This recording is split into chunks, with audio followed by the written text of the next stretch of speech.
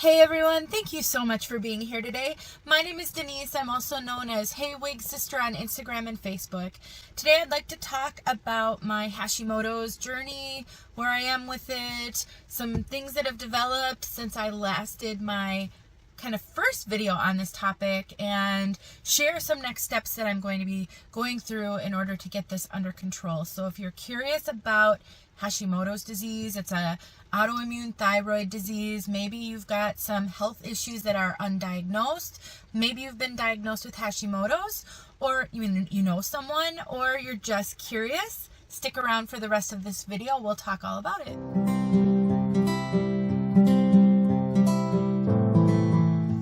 So for those of you new to my channel, maybe you have stumbled across me because of the content and topic of this video. I actually do wig reviews, and I have suffered from hair loss for 20 years. So I'm about to tell my wig sisters what the hair on my head is, but just so I don't confuse you, I do wear wigs. My hair loss is due to a variety of reasons. Thyroid condition may be a part of that whole story. I'm really not sure.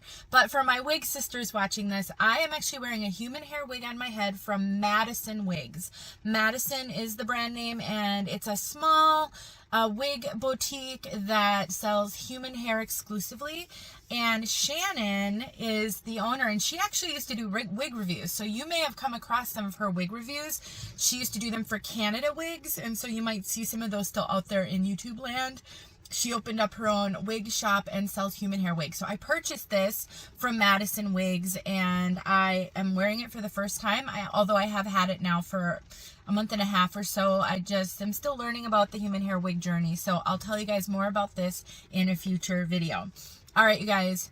So I don't know how long ago now, maybe a month ago, maybe not quite, I did a video on Hashimoto's disease, and I have shared in the past, both on social media and here on my YouTube channel, about some really significant health issues I've been dealing with, specifically terrible joint pain, stiffness, to the point where it's impacted my quality of life incredibly negatively. I am suffering so much that I can't do a lot of physical things. I wake up in the morning in such incredible pain. Sometimes it's like I haven't even slept. I'm so exhausted. I have terrible fatigue. I feel really ill a lot of the time, sick to my stomach, just generally unwell. But I would say the biggest symptom I have is the horrible body aches, joint pain, muscle pain. By far the worst thing I've ever experienced in my life. And I have rheumatoid arthritis, a form of it. It's a juvenile rheumatoid arthritis that I've carried into my adulthood, but this is beyond anything I've ever experienced.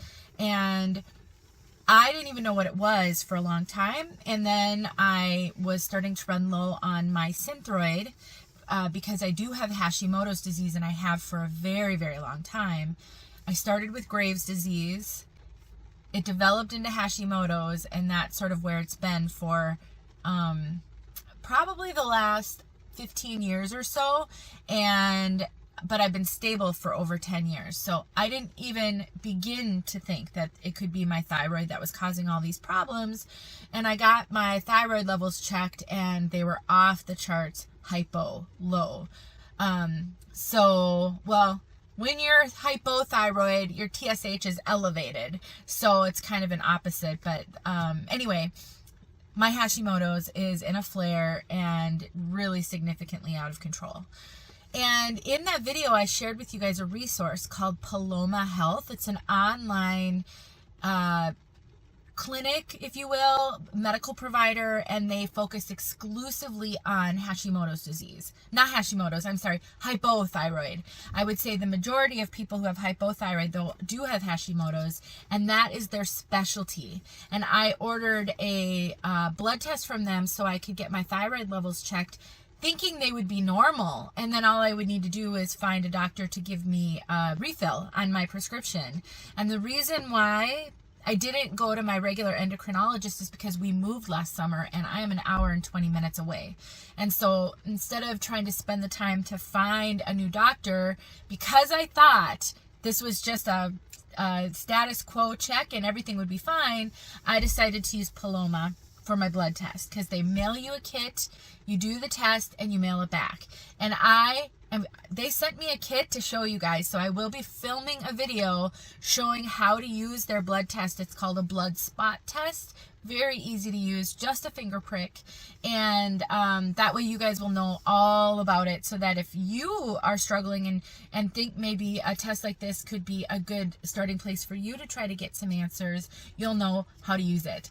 But anyway, I got my test back. This was back in November, and my numbers were off the charts. And I thought, oh my gosh, what's going on? And then I started to do some research into the symptoms of Hashimoto's, because I've been stable for so long. It's been a long time since I've even looked at it. And gosh, I mean, I have so many of them. And I will encourage you to look this up if you're suffering from any kind of struggle with your health that is not being diagnosed. And I will tell you guys, I did an interview with one of the MDs over at Paloma. We had about a 45-minute discussion about Hashimoto's, hypothyroid, how it relates to, health and other conditions, and weight loss, weight gain. Weight gain is another symptom I'm suffering from, and I've gained quite a bit of weight over the past year. That makes absolutely no sense, because for a lot of reasons, which I'll go into in another video. Anyway, we talk about that. We talk about how it relates to hair loss. It was such an incredible conversation. As soon as I can get that uploaded to my YouTube channel, I will. I highly encourage you to watch that if you want to learn more about Hashimoto's disease and thyroid conditions. She was just a godsend to talk to. And Paloma Health in general is such an awesome resource because of what they focus on. And there isn't a lot of education for doctors on thyroid conditions, and the doctor I spoke with goes into that quite a bit in our conversation about why this is so misunderstood and misdiagnosed and mistreated because of the lack of knowledge of this unique condition. And so I'm just really excited to keep working with them. So at this point, they've increased my dose of Synthroid, and it takes a while for that to really take effect, about 6 to 8 weeks. And so I'm just kind of getting through that period of time with my increased dose to see if it starts to make me feel better, if things start to improve for me, and then I will have a follow-up appointment with them. So they're doctors.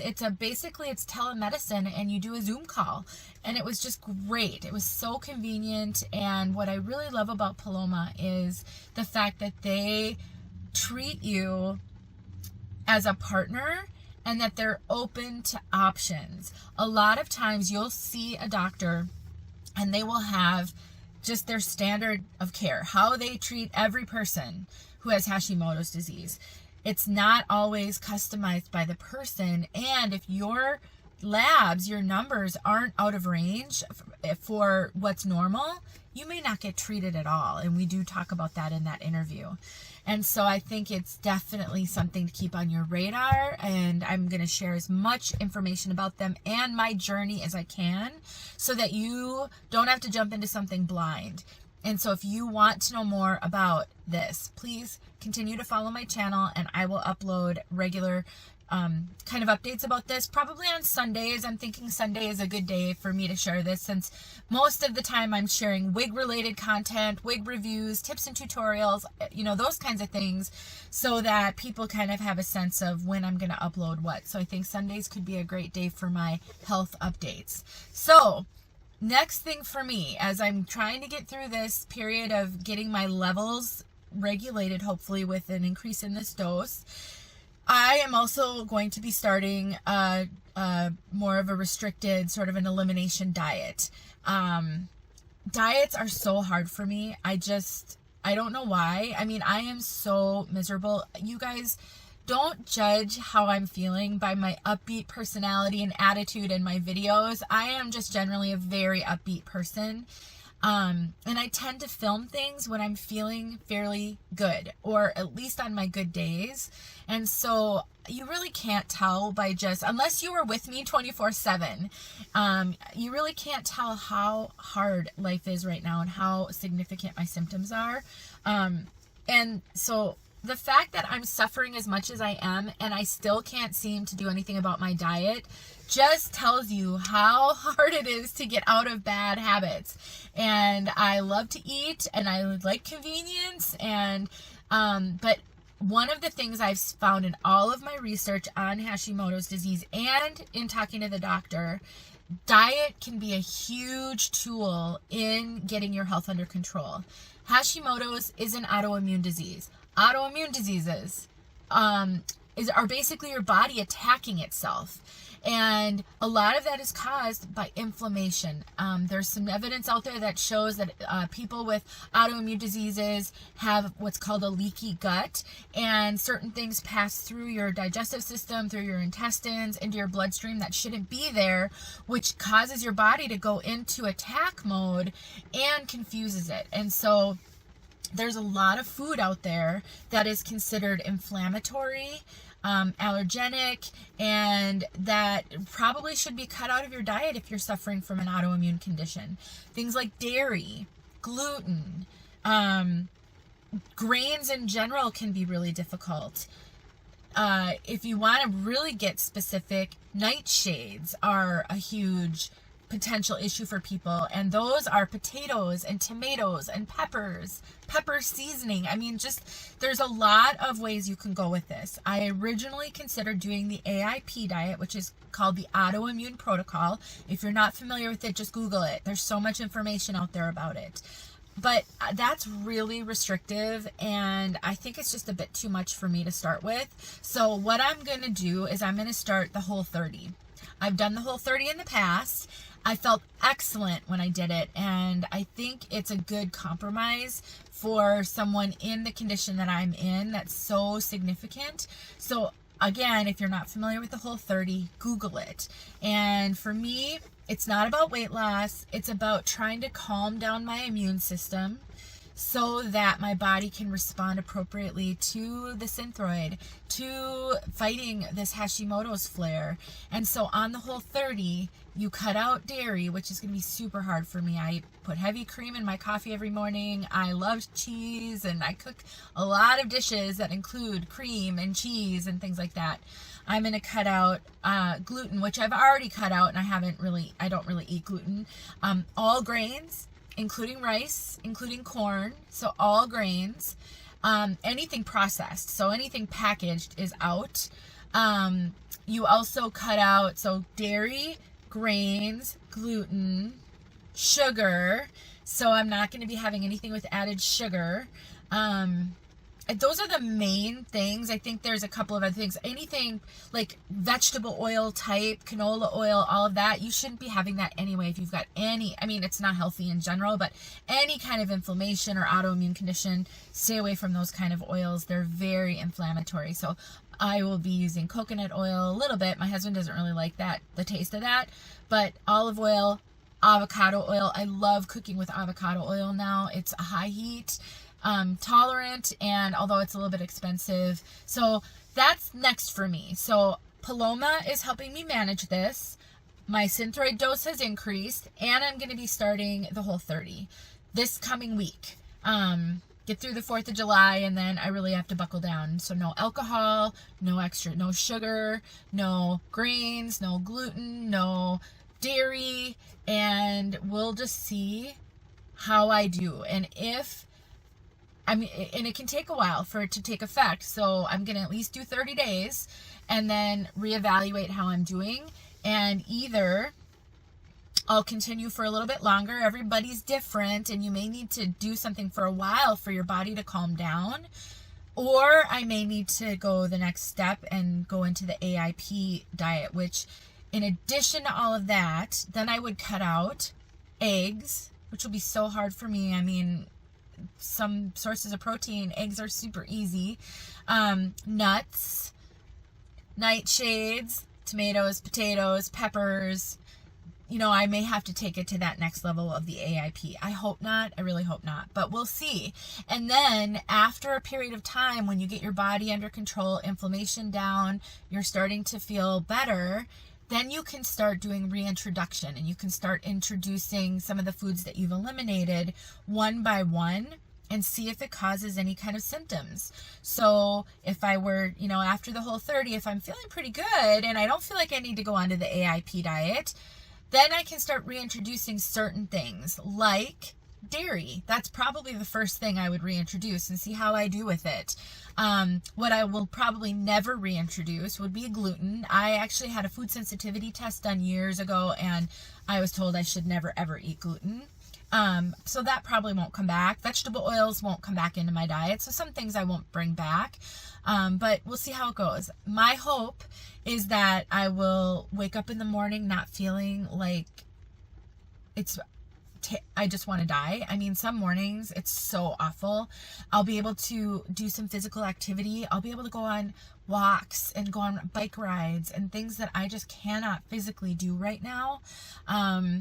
And hopefully I'll lose a little bit of weight in the process. That would be a bonus, but it is not my primary motivator right now. So anyway, that's where I'm at with my health.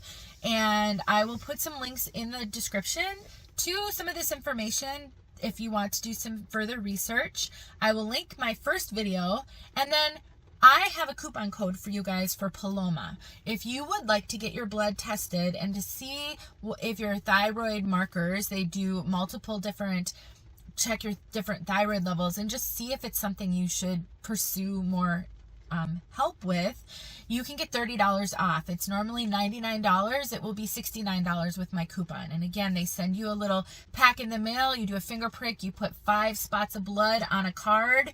You mail it back and then wait for your results. And I'll be showing you how to do that in a future video. But if you want to do that before you see anything else, I'll put the link to that coupon in the description so that you can save some money. Anyway, that's all I've got for you guys. Thanks for watching. And let me know if you have questions. Let me know as I'm giving you updates and videos. What would you like me to cover on this topic? How in depth do you want me to get? What do you want me to share?